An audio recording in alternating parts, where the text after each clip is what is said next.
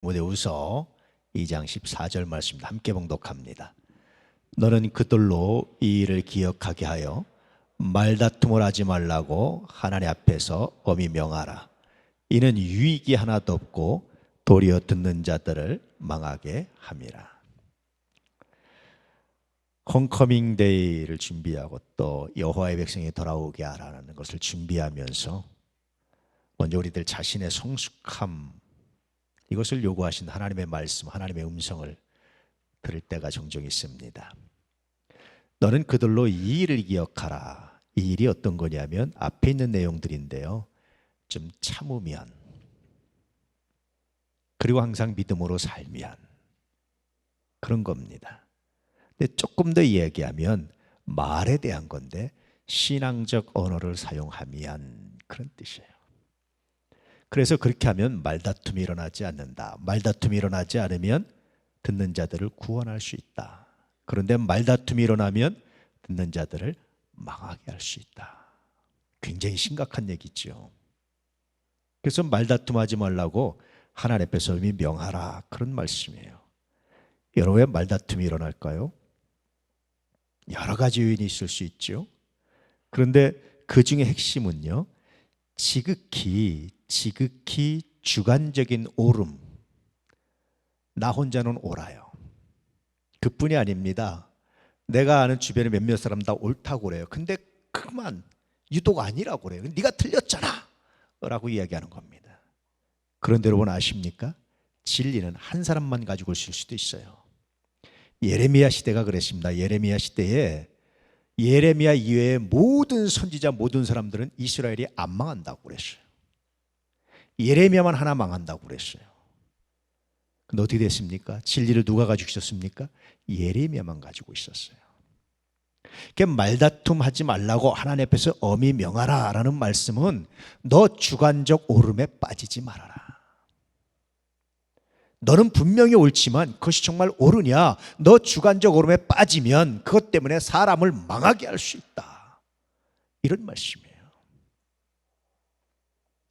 이 주관적 오름은요, 마치 자기의 소견에 옳은 대로 행했던 사사시대의 사람들처럼 그런 결과를 맞이할 수 있다는 거예요. 그런 엄청난 불행을, 엄청난 아픔을 겪을 수 있다라고 말하는 겁니다. 다시 말하면 말다툼은 신앙적 언어와 무관한 것의 결과입니다, 그런 뜻입니다. 말다툼 안 해보신 분들 있나요? 부부싸움 안 해보신 분 있나요? 그런 분 있으면 정말 빨리 하나님 나라 가셔야 됩니다. 이 땅에서는 더 이상 살 필요가 없습니다. 근데 왜 말다툼이 일어나느냐? 우리가 어떤 죄에 빠지냐? 자기 오름, 주관적 오름에 빠져서 그렇습니다. 그래서 신앙적 언어란 뭐냐? 옳은 말에 덕을 입히는 거예요. 다시 말하면 옳은 말을 어떻게? 덕스럽게. 늘 말씀드린 대로 이 오름에 덕을 입히지 않으면 어떻게 됩니까? 오름은 독이 될 수도 있어요. 오름이 독이 돼서 심각한 문제와 아픔을 나타낼 수 있습니다. 그 중에 하나가 듣는 사람을 망하게 하는 거예요. 여러분, 부모가 다 자녀들을 사랑하지요. 자녀들한테 옳은 말을 해요. 그런데 그 옳은 말 때문에 자녀가 망할 수 있다는 거예요. 저는요, 몇 번 한번 간증을 했지만 제가 젊을 때, 어릴 때부터 이 목사들이 사고치는 걸 많이 봤어요. 목사 자녀들이, 장로 손자들이 사고치는 거 많이 봤고, 교회 중직 자녀들이 사고치는 거 정말 많이 봤어요. 내가 고등학교 때 우리 반에 한 학생이, 아이가 목사들이었는데 정말 사고뭉치였어요. 교회에서 결혼 전에 총각 때 전도사로 봉사하면서 교회 중직, 특히 목사 아니면 장로 아니면은 뭐 중직들 자녀들이 사고 치는 거 정말 많이 봤어요. 저한테 많이 맞았어요, 그런 아이들. 그래서 내가 결심을 했어요. 나는 자식을 낳으면 반드시 사고 안 치게 때려서 키우겠다. 아예 사고 칠 근원의 뿌리를 잘라버리겠다. 그래가지고요, 우리 큰아이가 태어났을 때 내가 두 가지 생각을 했어요. 첫 번째는, 하나님, 이 아이가 왜 죽어야 합니까? 내가 죽는 거는 한 번 이 땅에 태어났다 가는 건 내가 충분히 받아들이고 감사한데 하나님 왜 이 아이가 그런 고통을 겪어야 합니까? 기도하는데 하나님이 저한테 그런 응답을 주세요. 한우야, 내가 너를 사랑해서 구원했듯이 이 아이도 믿고 구원받게 할 거야. 그때 제가 자유감을 얻었어요. 두 번째는 무슨 생각을 했냐면 요놈을 어떻게 때려줄까? 그 핏덩이 나오자마자 그 아이를 보고 요놈을 어떻게 때려줄까? 어떻게 때려야 이놈이 바르게 자랄까? 그래가지고 뭘 엄청 때렸어요. 우리 집에 큰 빠따를 만들어 놓고요. 구멍 뚫어서 딱 거리에서 딱 걸어놓고 엎드려. 중학교 때인지 고등학교 때인지 아니 중학교 때 같아요. 때리려고 하는데 아이가 경기를 하듯이 놀라는 거예요. 그때 제가 빠따를 내려놓고 마음속에 빠따님이 집어 던지고 내가 무슨 짓을 한 건가? 하나님, 내가 무슨 짓을 한 겁니까? 심각하게 고민하고 생각해 봤어요. 분명히 나는 옳은 걸, 나는 옳음을 위해서 목사들로 바르게 자라게 하기 위해서 난 분명히 거룩한 뜻을 가지고 했는데 이게 뭘까? 이게 이 아이한테 어떤 영향을 줬을까? 정말 깊이 반성하면서 독이었겠다. 이 아이를 정말 힘들게 하고 아프게 했겠다. 그래서 회개하고 그 아이를 바꾸려고 그거를, 그리고 그 다음부터 손을 안 댔어요. 빠따를 안 때렸어요. 내려놨어요. 그리고 기도하고 소통하려고 노력을 하는데 되나요? 그게 잘 안 되지. 제가 애한테 다정하게 얘기해 본 적 없어요. 논쟁을 하고 토론을 해봤어도. 아이에게 대화하고 가까이 가려고 정말 노력을 하는데 아이가 학교 갔다 이렇게 집에 오면 제가 일부러 좀 일찍 집에 가 있다가 아이가 들어오면 아이를 맞이하는데 이름을 불러서 아이가 네 그러고 가는 거지. 근데 볼 때마다 했어요. 볼 때마다 이름 불러서. 내가 조금씩 이제 마음을 여는 거죠. 분명히 나는 옳았어요. 내 생각은 옳았어요. 그런데 그게 그 아이를 그 애한테도 옳았느냐라는 거죠. 주관적 옳음은요 사람을 망하게 할 수 있어요. 이 옳음에 덕을 입히지 않으면, 옳은 말을 덕스럽게 하지 않으면, 옳은 말이 다른 사람이 다 맞다 해도 그가 동의 안 하면, 그의 동의를 구하고 그가 공감하지 않으면 이 언어는 망하게 할 수 있는 언어가 될 수 있겠다. 말다툼하지 말라고 하나님 앞에서 엄히 명하라. 다시 말하면 주관적 옳음에 빠지지 말라고 하나님 앞에서 엄히 가르치고 엄히 명하라, 그런 뜻입니다. 그렇지 않으면 듣는 자들을 망하게 할 수 있다. 그래서 여러분, 옳음에는 반드시 덕이 입혀져야 됩니다. 덕이 입혀지지 않으면 그 옳음 때문에 망할 수 있다는 거예요. 지난주에 제가 후배 목사님들하고 모임을 가졌는데 제가 독서 모임을 몇 개 해요. 억지로라도 책을 좀 읽고 교제하려고, 바빠도 억지로라도 읽으려고. 그래서 여러 개를 하는데 그 중에 하나 모임을 가져서 독서 모임을 하는데 어떤 얘기가 나와서 제가 간증을 하게 됐어요. 어떤 얘기, 이렇게 상담 비슷하게 얘기가 돼서. 근데 아무래도 한번 했던 것 같아, 이 간증을. 그래서 물어봤어요. 혹시 내가 이 간증을 하지 않았냐? 그랬더니 아무도 안 했다는 거예요. 그래서 신나게 재밌게 간증을 했어요. 다 들었는데 후배 하나가 저는 2번 들었고요, 3번째 듣습니다. 또 옆에 있던 후배가 저도 지난번에 들었습니다. 또 옆에 있던 후배가 저도 들었습니다. 근데 왜 말 안 했어? 그랬더니 풀 버전 듣긴 처음이라서 말 안 했습니다. 제가 시간이 간단하게 했던데 그때는 시간이 많아서 이제 충분히 얘기했더니 전체 얘기를 듣긴 처음이라서 은혜가 돼서 자기가 중단시키지 않았습니다. 그냥 안 들은 척하고 들었습니다. 고맙기는 한데 제가 무슨 일을 한 겁니까? 그렇잖아요. 고맙기는 한데 난 분명히 얘기 안 했다고 생각해서 했는데 내가 무슨 일을 한 건가? 혹시 내가 주관적 옳음에 빠지진 않았는지, 혹시 내가 일이 정말 중요하다는 나 혼자만의 착각에 빠지진 않았는지, 그래 생각하는 것이 정말 기억 못할 수 있구나 말한 것을. 그걸 들어주는 것이 얼마나 은혜인지. 지난번 했어요, 그만하세요 라고 말하는 것이 아니라 들어주고 공감하는 게 얼마나 은혜인지. 왜냐하면 그는 분명히 사랑의 언어예요. 내 말하는 사람의 입장에서는요 주관적 옳음이 아닐지 한 번쯤 돌아보고 생각해보는, 할렐루야. 저한테 참 많은 반성의 시간을 갖게 하는, 저한테 주관적 언어에 빠지지 않았는지를 돌아보게 하는 정말 귀한 시간이었습니다. 이 주관적 오름, 다시 말하면 자기 소견에 옳은 대로 하는 이 죄, 이거에서 벗어나기 위해서 우리가 해야 할 것이 하나 있어요. 그것은 합리적 의심입니다. 조금 어려운 말을 하면요, 합리적 의심은 근대 정신의 가장 기본이에요. 여러분 다 학교 다니면서 배운 공부가요, 가장 기본 사상이 뭔지 아세요? 합리적 의심이에요. 여러분 근대 교육을 받은 모든 사람들의 가장 기본적인 사상은 합리적 의심을 밑바탕에 깔고 있어요. 그래서 비판적 대안, 비판적 고찰, 이런 얘기 많이 들어보셨죠? 이게 다 합리적 의심입니다. 좀 어려운 말로 하면 그래요. 그런데 이 합리적 의심이 얼마나 귀한지, 과연 내 말이 옳은가? 상대도 그렇게 생각할까? 더 나아가서 하나님도 그러실까? 더 나아가서 이것이 이 때에 맞는 적당한 말일까? 한 번쯤 생각해 보는 거예요. 좋은 말이라고 항상 좋지 않아요. 여러분 장례식 집에 가가지고 대박 나세요, 축복합니다, 사랑합니다 그러면 어떻게 되겠어요? 안 어울리잖아요. 좋은 말이라고 항상 좋은 게 아니에요. 항상 옳은 말이라고 항상 옳은 게 아닙니다. 그때에 맞아야 돼요. 그래서 늘 말하기 전에 내가 정말 맞는가, 내가 정말 옳은가, 내가 정말 합당한가, 하나님도 그렇게 생각하실까, 이것을 돌아보고 생각해 봐야 된다는 겁니다. 이 돌아본가 생각함이 없이는 여러분, 이건 정말 낭패고 정말 실패고 정말 아픔이 될 수 있다는 거예요.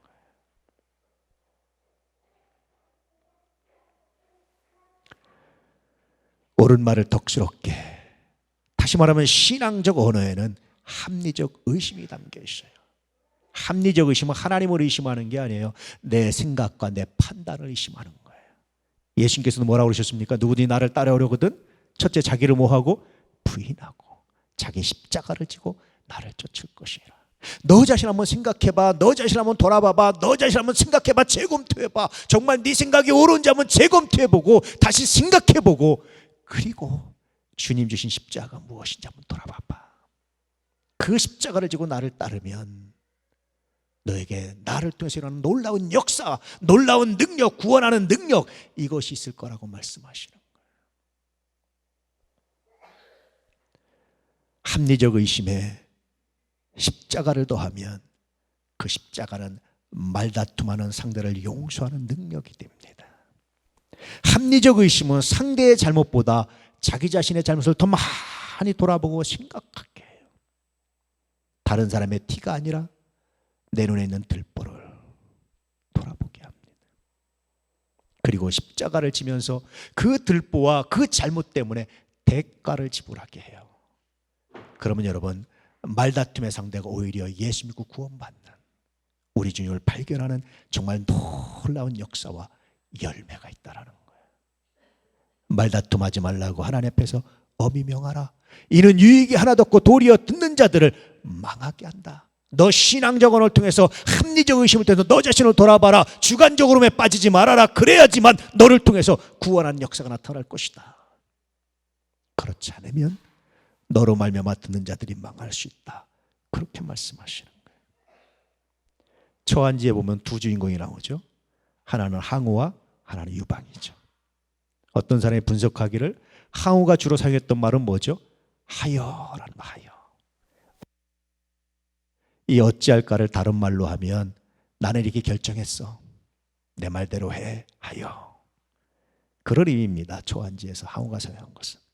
근데 유방이 사용한 말은 하여가 아니라 여하. 어떻게 하면 좋지?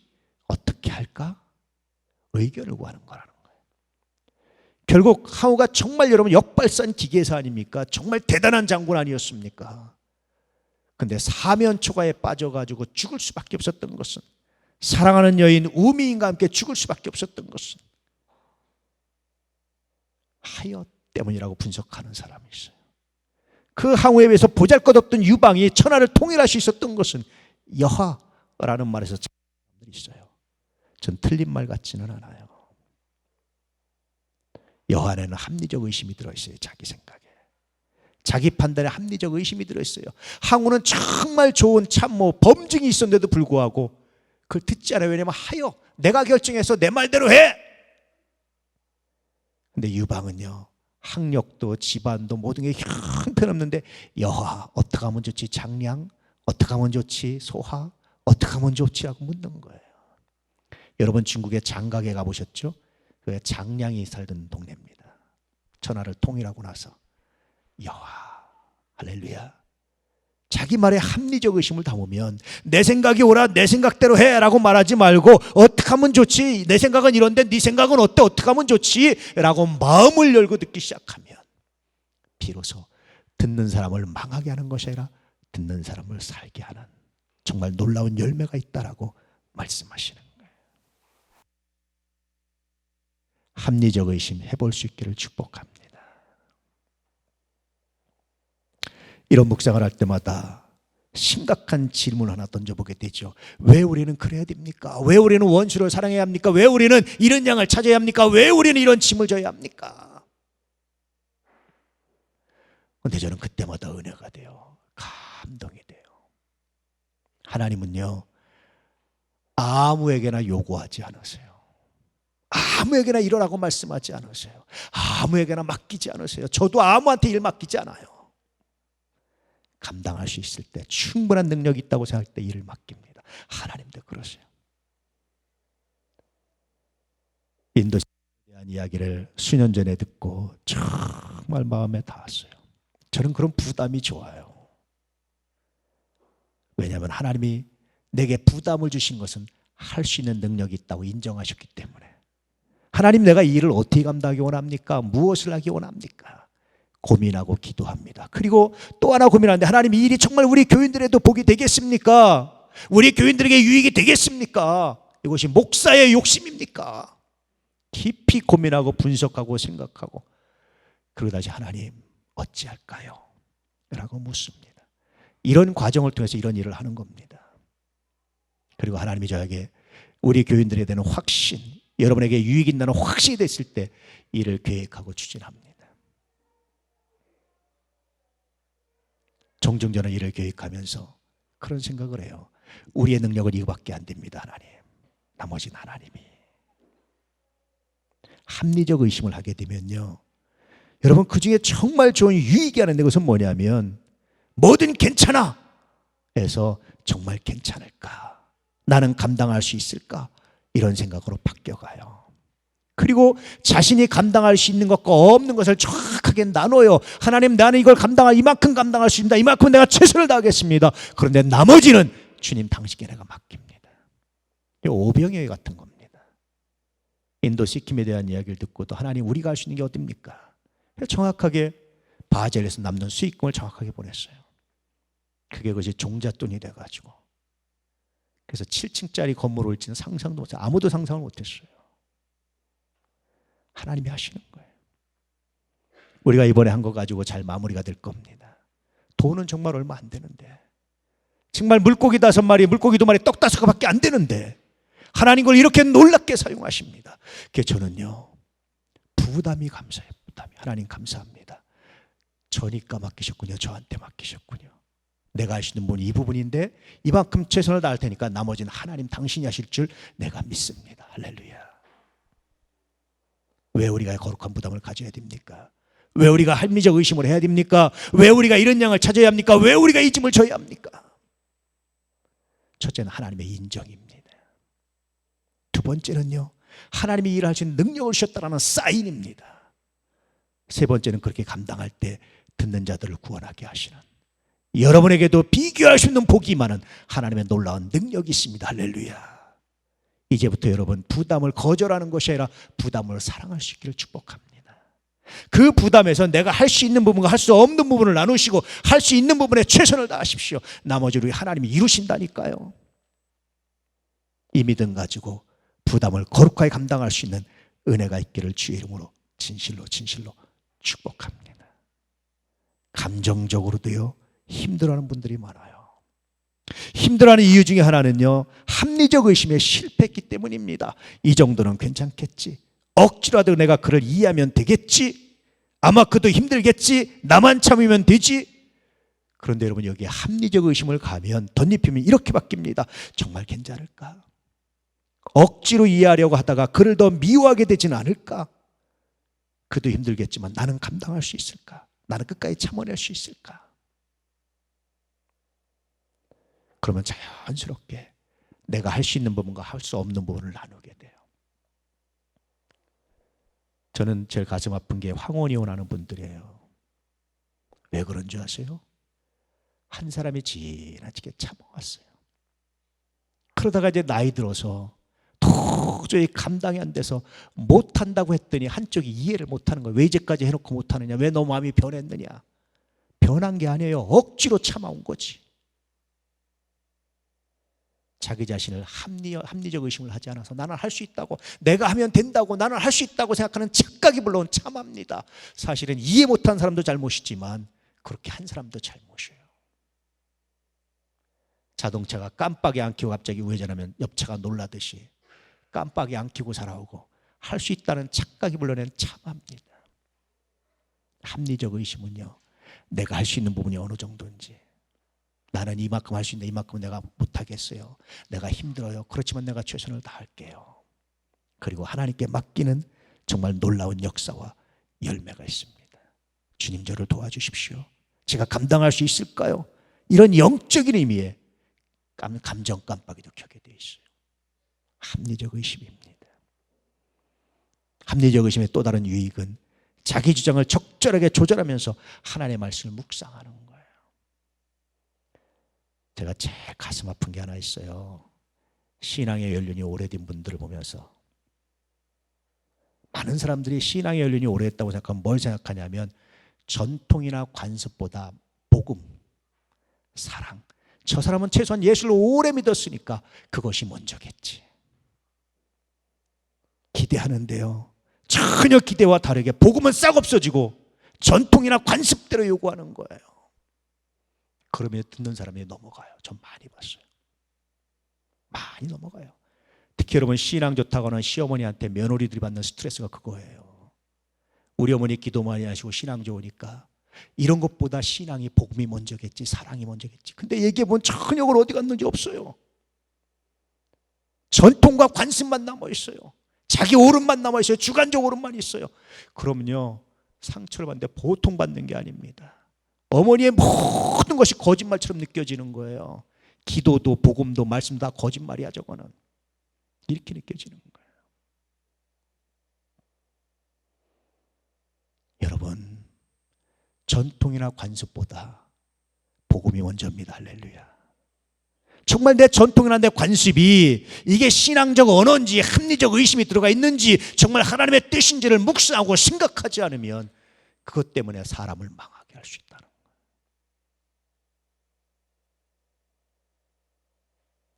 목사도 그래요. 우리가 제일 빠지기 쉬운 것들이 바로 그런 죄입니다. 합리적 의심은 또 교회에서 긴장도 하게 합니다. 왜냐하면 잘못하면 영혼을 이룰 수 있다는 것을 잘 알기 때문에. 합리적 의심은 이런 유익들이 있어요.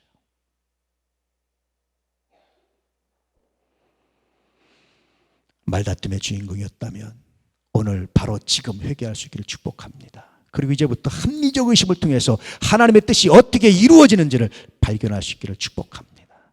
그러면 여러분을 통해서 여호와의 백성이 돌아올 겁니다.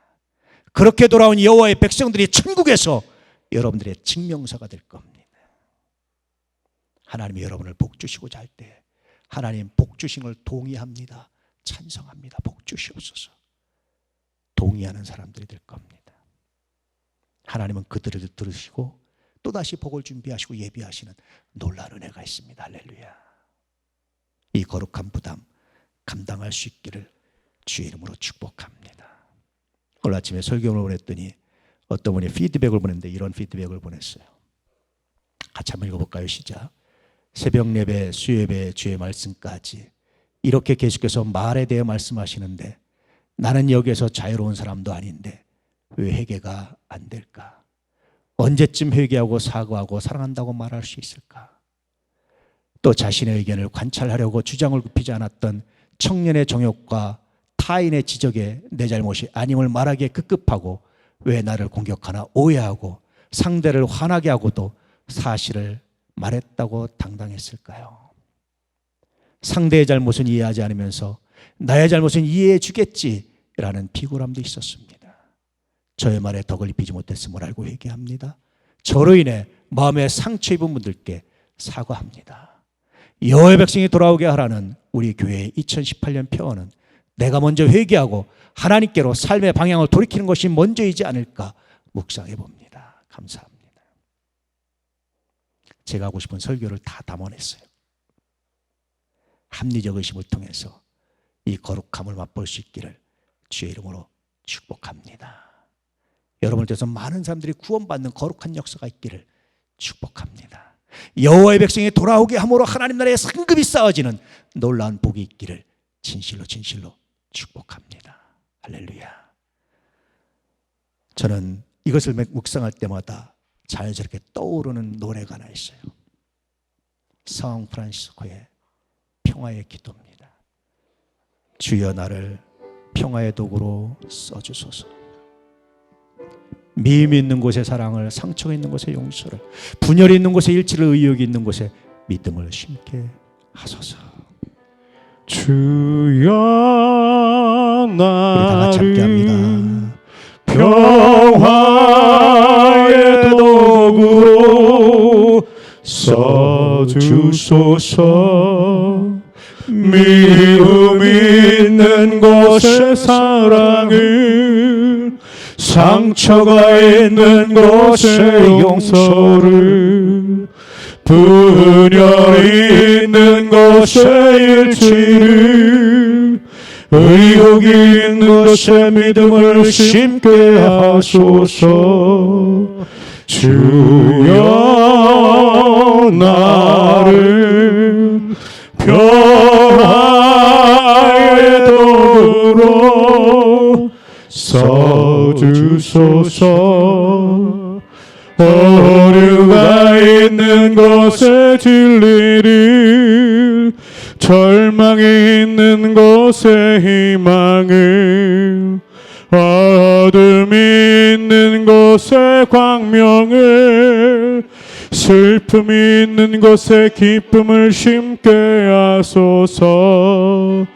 위로받기보다는 위로하고,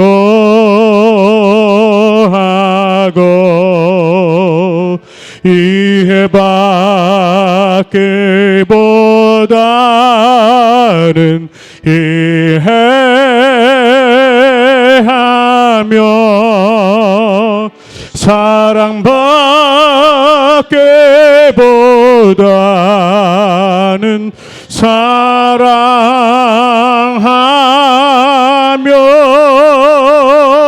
주님을 온전히 믿음으로 영생을 얻기 때문이니 평화의 도구로서 주여 나를 평화의 도구로 써주소서. 오늘 말씀을 기억하며 다 같이 우리 합심해서 한번 기도하겠습니다.